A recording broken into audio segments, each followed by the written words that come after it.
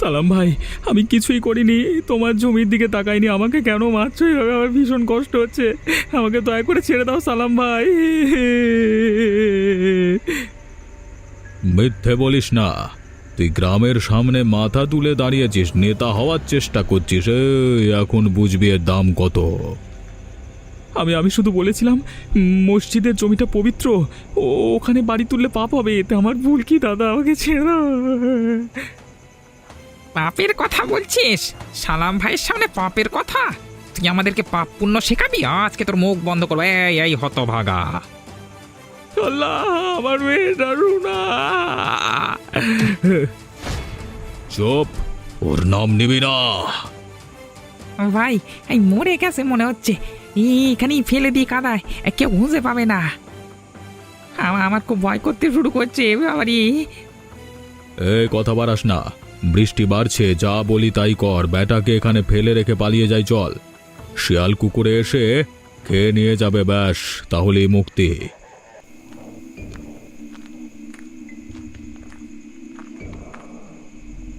ওঠো, একটা তাজা দেহ।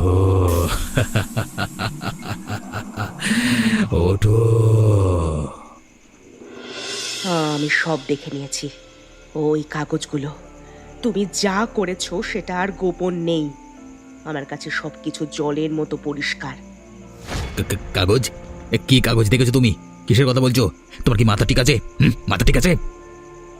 ব্যাংকের লক্ষ লক্ষ ট্রান্সফার, তোমার নাম, যারা টাকা নিয়েছে তাদের সকল পরিচয় সব আছে। আমি আমি পুলিশে দেব। আমি আর তোমার সাথে থাকতে পারবো না, কোনো মতেই না। তুমি বুঝছো না, এটা আমার শেষ চেষ্টা। সব জানারে আমি সব হারিয়ে ফেলবো। তুমি কি আমার ক্ষতি চাও? তুমি কি এমনটা আমার সাথে করতে পারবে? তাহলে তুমি সেই সব সৎ মানুষদের কথা ভাবো যাদের তুমি ঠকিয়েছো। তুমি এই করেই এত এত টাকা কামাতে, আমি এতদিনে বুঝতে পেরেছি। তুমি যদি জানাও আমি শেষ হয়ে যাব, তুমি আমার সব নষ্ট করে দেবে। আমি হাত জোড় করছি, আমাকে একটা সুযোগ দাও, আমাকে আমাকে কিছুটা সময় দাও, দয়া করে আমাকে কিছুটা সময় দাও। তাহলে সত্যটা বলো, আর মানুষের টাকা মানুষের কাছে ফিরিয়ে দাও, যে কটা টাকা তুমি লোকের কাছ থেকে ধাপ্পা মেরে নিয়ে এসেছো। সালি, আমার উপর দখলদারি করবি? অনেকভাবে বোঝালাম, বুঝলি না? তোকে আমি শেষ করে ফেলবো। কেউ জানবে না, কেউ না। আমি এখান থেকে বহু দূরে চলে যাব, কেউ আমাকে খুঁজে পাবে না।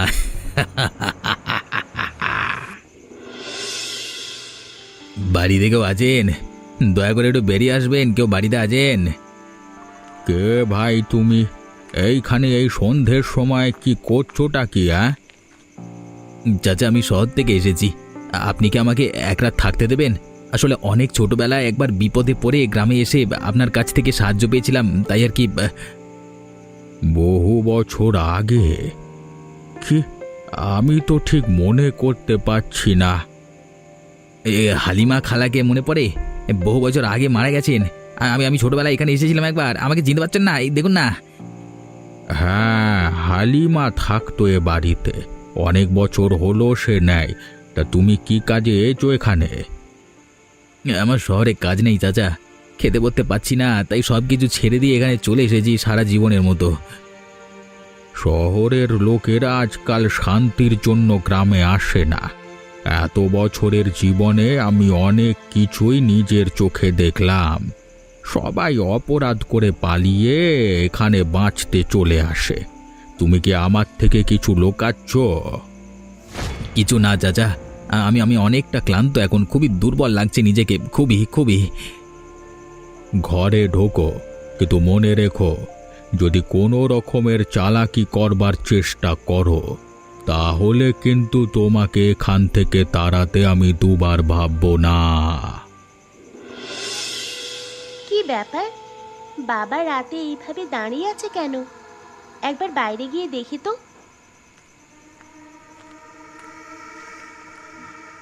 বাবা, তুমি এখানে এত রাতে কি করছো? এটা কিভাবে মরলো? তোমার হাতে রক্ত কেন বাবা? কিছু না রুনা, পাখিটা জানলার ধাক্কা খেয়ে পড়ে গেছিল, আমি আমি তুলতে গেছিলাম। এই দেখো না, হাতে কত রক্ত লেগে গেছে, সেটাই বুঝতে পারিনি। তুমি তুমি ঠিক আছো তো বাবা? হ্যাঁ হ্যাঁ, আমি ঠিক আছি। ঘরে যাও রুনা, আমার ভালো লাগছে না। হ্যাঁ, আমিও ঘরে যাচ্ছি, ঘুমাই। বাবা এরকম করছে কেন? রক্ত হাতটা ধোবার প্রয়োজন বোধ করলো না। বাবার কি শরীর খারাপ? চোখ দুটো কেমন লাল মনে হলো, কি জানি। এই গ্রামে আমার কথা না শুনলে কার কথা শুনবে? আমি সালাম। কেউ যদি আমার কথা মতো না চলে, সব কড়াকে দেখে নেবো সালা। কেউ বাঁচতে পারবে না। রফিকের মতো এক একজনকে মেরে ফেলবো সালা। সালা কে কে কে ওখানে দাঁড়িয়ে? কে কে দাঁড়িয়ে আছে? হ্যাঁ হ্যাঁ, কিরে আমাকে এত জলদি তোরা ভুলে গেলি? কিন্তু আমি তো সহজে আমার কথা তোদেরকে ভুলতে দেব না। রফিক, এটা সম্ভব না। আমরা তোকে খতম করে দিয়েছিলাম রে। তুই আবার এখানে কি করছিস? তুই কিভাবে ফিরে এলে এখানে? আমি কি ভুল দেখছি ওর বাবা? ইয়া, আমি বেঁচে আছি সালাম। তোরা দুজন ভাবলি আমাকে মেরে ফেলে দিয়ে চলে এলেই মুক্তি পেয়ে যাবি, তাই না? তোরা ভুলে যাচ্ছিস, এই জগৎ তোদের ইচ্ছেতে চলে না। তোরা আমাদের শেষ করেও শেষ করতে পারিসনি। না না, তুই মানুষ না। নিশ্চয় আমি ভুল দেখছি। আজ মালটার পরিমাণ একটু বেশি হয়ে গেছে। ভূত ভূত তোর বাবা। আমি মানুষ না, কিন্তু তোর মতো পাপিও না। তোদের মতো পাপীদের, শয়তানদের শেষ করবার জন্য আমি আবার এসেছি। আমি কোথাও যাইনি। তোদের যতদিন না কবর পর্যন্ত পৌঁছাতে পারছি, কোথাও আমি যাব না। আমার কাছে আসিস না, চলে যা রফিক, দূর হয়ে যায় এখান থেকে রফিক। প্রথম ডাক হয়ে গেছে সালাম, আর মাত্র দুটো ডাক বাকি। কেউ বাঁচতে পারবে না, কেউ বাঁচাতে পারবে না। আমি কি দেখলাম? রফিক আমাকে এসে হুমকি দিয়ে গেল। আমি পালাই এখান থেকে, যদি আবার এসে আমাকে মেরে ফেলে। ওরে বাবারে! আরে সালাম ভাই, তোমার কাছে এলাম সকাল সকাল, একটু দোয়া দিবে তা নয়, মুখ ভার করে বসে আছো কেন? হ্যাঁ, আমার সাথে কি হয়েছে জানলে আর এরকম কথা বলতিস না ভাই। কি হয়েছে তোমার সাথে? তুমি আমি দুজন মিলে এত কাণ্ড করে বেরিয়েছি, তোমার আবার কি হবে? হ্যাঁ, কালকে রাতে বাঁশ বাগানের ধারে আমি স্পষ্ট রফিককে দেখতে পেয়েছি। তুমি আমার এসব ভূত টুতের কথা বিশ্বাস করো নাকি? এসব পুরনো দিনের ব্যাপার, পুরনো কথায় এখন কে বিশ্বাস করবে বলো তো? বিশ্বাস আমি এতদিন করতাম না, কিন্তু কালকে যা শুনেছি একেবারে সেই আওয়াজ 3 বার। বাতাসে শব্দ হবে, পূর্ণিমার রাত, রাতে গাছের ডালে কত রকমের পাখি বসে চেঁচায়। আরে ভুলে যাচ্ছ কেন? আমরা নিজের হাতেই তো। আরে যে মানুষ বেঁচে থাকতে কিচ্ছু করতে পারে না, সে মরে গিয়ে ক্ষতি করবে? ঢপ। ব্যাপারটা যদি সেরকম হতো তাহলে আমার যথেষ্ট বুদ্ধি আছে, আমি এরকম মুখ লটকে বসে থাকতাম না। তুই নিশ্চিত তো? হয়তো খুব মজা করছিল। গ্রামের ছেলেরা তো রাত্রে জ্বালাতন করে ওদিকে, হয়তো রাতের মদের নেশা তুমি ভুল দেখেছ। আরে বলছি তো আমি, আমার কথা বিশ্বাস করছো না কেন? ভুল দেখলে আমি সেটা গলা উঁচু করে বলতাম না? তাহলে ভেবে চিন্তে কিছু একটা ব্যবস্থা করতে হবে। এসব কেচ্ছা বাইরে প্রকাশ হয়ে পড়লে তো ঝামেলা। ছোটবেলায় কোনো বড়দের কাছে শুনেছি, কোনো মরা লোক ছিন হলে তার 3টাকে মানুষ বাঁচে না। আহা, তুমি এত চিন্তা করছো কেন রে বাবা? যা করবার আমি সব করছি। নিশ্চয়ই মাথা খারাপ হয়েছে মালটার। হেই, এ পাল্লায় পরে এখন দেখছি ভূতের পেছনে হাওয়া দিতে হবে। ভালো লাগে না নেকা। কে তুমি? এ সময় এই পথে একা কেন? কি হলো? আমাকে দেখে ভয় পাচ্ছ নাকি? আমি কিন্তু কোনো সাধারণ মানুষ নই। আমি নিজেও সাধারণ নই। আমার সাথে মজা করছো রাতের বেলায়? যদি বেঁচে থাকতাম তাহলে হয়তো মজা হতো। বেঁচেই যখন নেই তখন আর মজা করব কি? তার মানে আমি সাবা, আমাকে খুন করেছে আমার স্বামী আরমান। আরমান আর আমার সালাম জাবেদ যারা আমাকে মেরেছিল, তাহলে আমরা দুজনেই খুনের শিকার। কিন্তু তোমাকে কেন মেরেছিল? মসজিদ ভেঙে বেটারা বাড়ি বানাতে চাইছিল। আমি প্রতিবাদ করেছিলাম ভালোর জন্য, তাই আমাকে বাঁশের বাড়ি মেরে মেরে মেরে ফেললো। আমার লোকটাও একই বজ্জাত। টাকা পয়সার হিসেব নিয়ে কথা কাটাকাটিতে আমাদের শহরের ফ্ল্যাটে আমাকে গলা টিপে খুন করেছে শয়তানটা। এখনো ওর হিসেব নেওয়া বাকি, শুধু অপেক্ষা সেই দিনের। তবে তোমার কথা শুনে আমার একটা জিনিস মনে পড়ছে। কি জিনিস শুনি? গ্রামে কোনো একটা জায়গায় বাড়ি করার কথা বলছিল আমাদের লোকটা, আর এই গ্রামে আমি লুকিয়ে এসে থাকতে দেখেছি ওকে। সব কিছু গোপন দেখে তবেই আমি তোমাকে দেখা দিয়েছি। তাই নাকি? তাহলে আমরা এখন থেকে দুজন মিলে শিকারের জন্য অপেক্ষা করে বসে থাকব। যখনই শিকার পাবো তখন দুজনে মিলে একসাথে ঝাঁপিয়ে পড়ব। আমাদের দুজনের লক্ষ্য এক, রাস্তাও এক, প্রতিশোধ। আমি আজকে কথা দিচ্ছি, আজ থেকে এক চাঁদ পূর্ণ হওয়া পর্যন্ত ওরা বাঁচবে। এখন থেকে ওদের নিঃশ্বাস আমরাই গুনব। হ্যাঁ দেখ সালাম, সব থেকে কাকে নিয়ে এসছি দেখ। এনি কে? ইনি হচ্ছেন শহরের সব থেকে বড় কন্ট্রাক্টর আরমান ভাই। ইনি আমাদের মসজিদে জায়গাটা কিনে নিতে চান। ওই বাঙা মসজিদটা জায়গাটা 3 তলা বিল্ডিং হলে কি দাম উঠবে মানে ভাবতে পারো? কিন্তু হুজুররা তো বলেছে মসজিদে জমি বিক্রি পাপের কাজ, এখানে নামাজ হয়, আজান হয়, এসব। আরে ধ্যার, তুমি কবে থেকে আবার সব বুড়োগুলোর কথা শোনা শুরু করলে? হ্যাঁ, ভুলে গেলে? আরে পাপ পুণ্য দিয়ে কি পেট ভরবে? আমার যতদূর মনে হচ্ছে তোমরাও আমার মতোই কিছু একটা কাণ্ড করিয়েছ। তার মানে? জাভেদ ভাই, পুরোটা বলো তোমার বন্ধুকে। আসলে ইনি লুকিয়ে লুকিয়ে মকসুদ চাচার বাড়িতে আছেন। আরে ওই বুড়ো মকসুদ চাচা 1 নম্বরের বজ্জাত শয়তান লোক, ওর বাড়িতে কেন? আসলে আমার হাত দেওয়াটা গুনাহ হয়ে গেছে শহরে, জানো তো। এই লাইনে থাকতে গেলে এসব সাধারণ ব্যাপার। তোমরাও করেছো, আমিও করেছি, তাই এখানে এসে কদিন গা ঢাকা দিয়েছিলাম। মাঝখানে জাভেদ ভাইয়ের সাথে পরিচয় হয়ে আবার কাজে লেগে পড়লাম গোপনে। তাহলে তো আর কোনো চিন্তা নাই ভাই, তুমিও দেখছি আমারই দলের লোক। কাজের কথা শোনো, ভাই শহর থেকে টাকা নিয়ে এসেছে, তাই এখন বেশি দৌড়াদৌড়ি করানো উচিত হবে না। তুমি নথি জোগাড় করো, আমি বাকি লোকজন সামলাবো, ব্যাপার শেষ।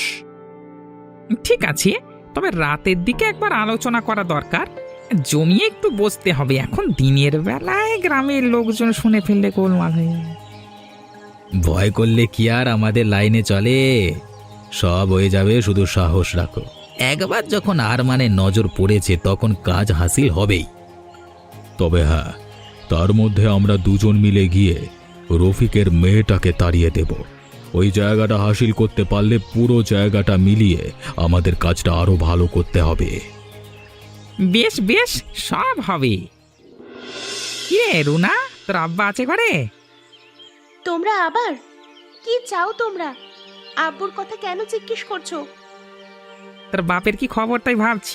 আজকাল নাকি মানুষকে রাতের বেলা সে ভয় দেখাচ্ছে। সে আসলে রাতে কোথায় যায় বলতো? উনি সোজা সাপটা মানুষ, আপনাদের মতো বাঁকা লোক নয়। আপনি কেন এসব জানতে চান? তোর বাপকে যখন দেখতে পাচ্ছি সেটাই তোর ভাগ্য ভালো। হ্যাঁ, আপনি মানুষ না শয়তান। আমাদের কিসের জন্য হুমকি দিচ্ছেন? তোর বাপের গল্প আমি শুনতে চাই না। এই বাড়ি থেকে আজকে চলে যাবি। এই বাড়ি থেকে আমি কেন যাব? এটা আমাদের বাড়ি। যদি প্রাণে বাঁচতে চাস তাহলে আর মুখে মুখে তর্ক করবি না। ওই ওই মসজিদ থেকে শুরু করে এদিকের গোটা জায়গা এখন আমরা কিনে নিয়েছি, আর আমরা চাই না তোদের মতো লোকেদের এখানে রাখতে, ঠিক আছে? যদি চলে না যাস তাহলে একেবারেই কলা কেটে খতম করে দেবো কুচুট করে। হ্যাঁ, আপনি আমাদের ছেড়ে দিন, আমি পায়ে পড়ছি। তার মানে বেটা রফিক রাতের বেলা বেরিয়ে আমাকে ভয় দেখাচ্ছিল। যাই হোক, সেদিনের মারের পর যে বেঁচে গেছে এটাই ওর নসিব। তবে এবারে আর বাঁচবে না। যদি এখান থেকে না যায় তাহলে মেরে তার বাপ আর বেটি দুজনকে শেষ করে দিয়ে যাব। যেটা বললাম সেটা তোর আব্বাকে বলে দিস, না হলে কিন্তু নাসিবে দুঃখ আছে। হ্যাঁ, এই চল।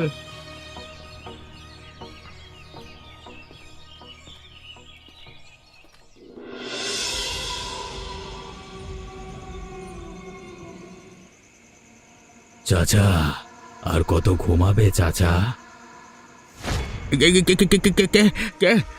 আমার ঘরের মধ্যে কে ঢুকে পড়েছো? হ্যাঁ, আমাকে ভয় পাওয়ার কিছু নেই চাচা, আমি রফিক। কিন্তু তুমি আমার ঘরে ঢুকলে কি করে? এখন আর আমার কোথাও যেতে কেউ বাধা দিতে পারবে না। তার মানে যার শরীরে জিন ঢোকে তার আবার বাধা কি চাচা? মানে কি বলছো কি তুমি? তোমার শরীরে জিন? হ্যাঁ, ভয় পাওয়ার কিছু নেই, আমি তোমার কোনো ক্ষতি করতে আসিনি। তবে তবে কেন এসেছো তুমি? তুমি কি চাও? যারা আমাকে মেরেছে, যে শহরে তার বউকে খুন করে তোমার বাড়িতে আশ্রয় নিয়ে আছে, তাদের শেষ করতে চাই আমি। তার মানে তুমি হলে এই গ্রামের একজন সাচ্চা মুয়াজ্জিন, তোমার থেকে তো এটা আশা করা যায় না। আমি কি করেছি বাবা? তুমি যে আরমানকে বাড়িতে আশ্রয় দিয়েছ, সে শহরে তার বউকে খুন করে তোমার বাড়িতে এসে লুকিয়ে আছে। সেই গুনার দায় তো তোমাকেই নিতে হবে। আমি সন্দেহ করেছিলাম কিছু একটা গন্ডগোল আছে, কিন্তু আমি তো কোনো গুনাহ করিনি। কিন্তু অপরাধীকে আশ্রয় দিয়ে ভুল করেছ। তার উপরে সালাম আর জাবেদ ওর সাথে মিলে মসজিদ বিক্রি করে বাড়ি বানানোর পরিকল্পনা করেছে। এই সব কিছুর গুনাহ তোমার উপরেই যাবে।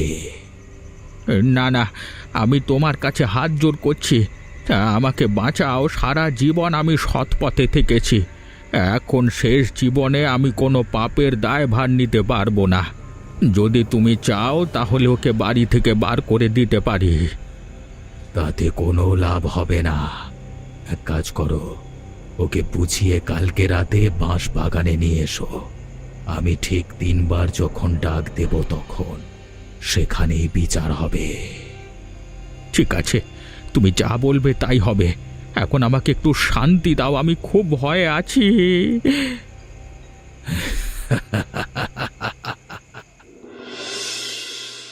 যেদিন তুমি আমার বাড়িতে এসেছিলে সেদিন তোমাকে একটা কথা বলেছিলাম, মনে আছে? মানে হ্যাঁ, মনে আছে তো। যদি মনে থাকতো তাহলে গোপনে গোপনে এ গ্রামের দুজনের সাথে পরিকল্পনা করে মসজিদ বিক্রি করতে না আমার বাড়ি থেকে। মানে কি বলছো কি তুমি চাচা? থাক, আমার কাছে আর কোনো কিছু লোকাতে হবে না, আমি সব কিছু জেনে গেছি। দেখো চাচা, একটা সত্যি কথা বলি তোমাকে, এতদিন তুমি 5 ওয়াক্ত নামাজ পড়ে এই ভাঙা বাড়িতে থেকেছো, এখন একটু জীবনের মজা নাও এই শেষ বয়সে এসে। আমিও সেটাই চাই, আর সেই জন্যই আমার টাকার দরকার। তোমরা মসজিদ বিক্রি করো আর যাই করো, আমার জানবার কোনো প্রয়োজন নেই। আমাকে টাকা দিতে হবে, পরিষ্কার কথা। ঠিক আছে, কিন্তু বাকিদের সাথেও আমি একবার কথা বলে দেখি তারা কি বলে। কথা বলে আমাকে জানাবে। আমি তোমাকে আজ রাত পর্যন্ত সময় দিচ্ছি। যদি আজকে রাতে বাঁশ বাগানের ধারে আমাকে উপযুক্ত পরিমাণ টাকা না দাও, তাহলে কালকে সকাল হওয়ার সঙ্গে সঙ্গে গ্রামের লোক ডেকে তোমাদেরকে খতম করিয়ে দেব। ঠিক আছে ঠিক আছে, আমি দেখছি, এসব করার কোনো প্রয়োজন নেই, আমি আছি তো। কি ভাই, তোমাকে এরকম চিন্তিত চিন্তায় দেখিনি তো কোনোদিন আগে। কিছু হয়েছে নাকি? মাকসুদ চাচা সব জেনে গেছে। তার মানে কিভাবে? এবারে কি হবে? বলছি রাতের মধ্যে আজকে রাতের মধ্যে ভালো রকমের টাকা যদি না দেওয়া যায় তাহলে কালকে সকাল পর্যন্ত আমাদের তিনজনকে গ্রামের লোকেদের কাছে ফাঁসিয়ে দেবে। ব্যাপারটা তো তাহলে চিন্তার হলো। কিচ্ছু চিন্তা নেই, আমার কাছে উপায় আছে। কি উপায়? আরে আমার কাছে অত টাকা নেই এখন, যতটা বুড়ো চাইছে। ঠিক আছে, তোমার কাছে যত টাকা আছে তুমি নিয়ে এসো। আমরাও কিছু জোগাড় করছি। বুড়োর বাড়িতে যাব না, বাঁশ বাগানের ধারে আমরা টাকা নিয়ে অপেক্ষা করব, বুড়োকে ডেকে আনবে। হ্যাঁ, তারপর তারপর তারপর হ্যাঁ, তারপর টাকা দেখিয়ে বুড়োকে ওখানেই জিন্দা কবর দিয়ে দেবো। হ্যাঁ, এই না হলে জাবেদ মিয়া, একেই বলে বুদ্ধি। ঠিক আছে, তাহলে ওই কথাই রইল। তোমরা আমাকে বাঁচালে ভাইজান, আমি গিয়ে ওর সাথে ওরকম ভাবেই কথা বলছি। হ্যাঁ, মাকসুদ চাচা, এসো এসো মাকসুদ চাচা। ওই ডাক এসেছে আরমান, চলো চলো। আর আমি শুধু একা নেই, আমি টাকা একা খাবো না। গ্রামের মাতব্বররা আছে, তাদের সামনে টাকার ভাগ হবে। কই এখানে তো কাউকে দেখতে পাচ্ছি না। আরে আমরা থাকতে ভাইজান তুমি কেন চিন্তা করছো? চাচা তুমি নিজেকে বড্ড চালাক মনে করো। হ্যাঁ, এবারে দেখো কার বুদ্ধি বেশি। একই তোমরা বাঁচাও! রফিক ভাই কোথায় আছো? বাঁচাও! কি চারিদিকে এরকম দুলছে কেন সব? হ্যাঁ হ্যাঁ, তোমাদের মৃত্যু আসন্ন, তোমাদের মৃত্যু হবে। আমাকে চিনতে পারছিস শয়তান? কি আমি তো তোমাকে হ্যাঁ, খুন করেছিলিস আমার গলা টিপে। এখন তোকে মারার পালা আমার। বাঁচাও, তোমরা হা করে দেখছো কি? আমাকে বাঁচাও।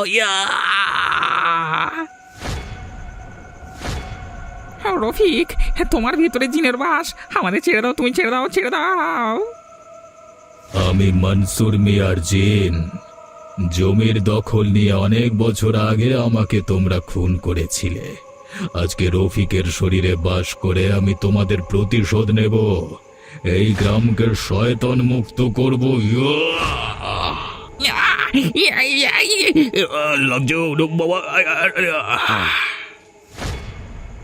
আজকে থেকে এই গ্রাম শয়তান মুক্ত হলো জিনের দিন ডাকে। এখন আমাদেরও কাজ শেষ, তাই আমাদেরও মুক্তি। তুমি ভালো থেকো মাকসুদ চাচা, আর আমার মেয়ের উনার খেয়াল রেখো। আমি চলি।